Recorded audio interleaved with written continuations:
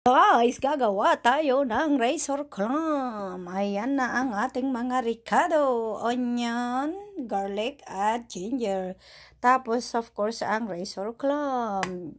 Inano ko na siya ng maliliit, guys. Tapos ngayon, guys, ito ang patatas saka carrots. Ngayon, nagano na tayo ng mantika. Gigisa na natin. Di ba yata mainit ang mantika pala? Sabay ganun.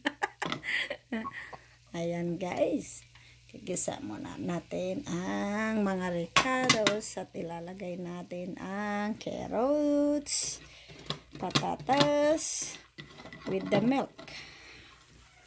Okay guys, so ayan na siya guys, nakaano na, ang bango-bango. So pwede na natin ilagay ang carrots saka patatas. Yan. Ayan siya guys. And then sabawan natin ng 2% na gatas. Saka natin ilagay ang heavy cream pag medyo maluto na.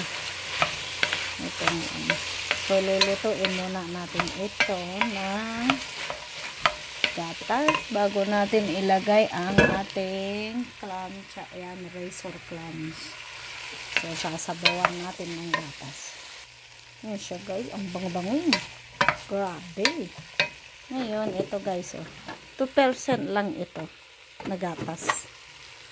So yan, syempre dahil marami sila, 3 ang kakain. Yan. Lulutuin muna natin ito.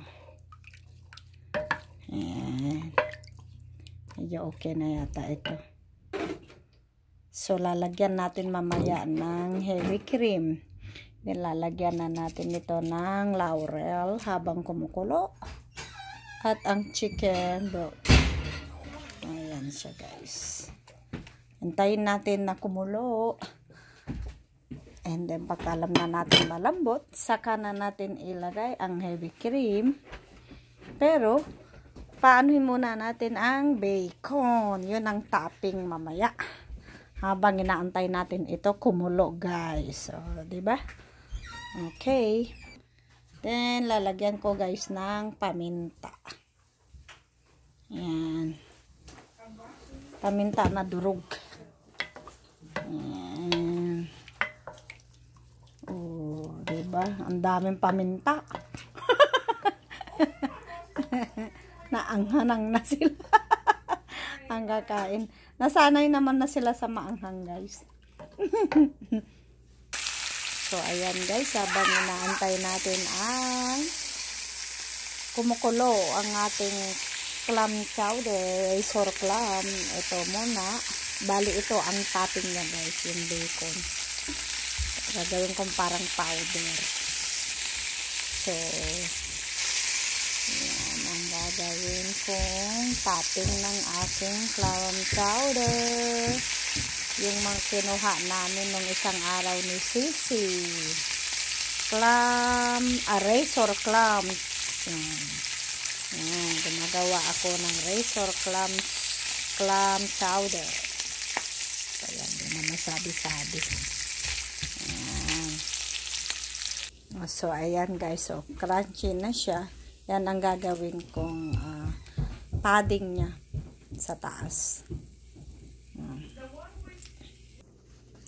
So, nilagyan ko na guys ng heavy cream.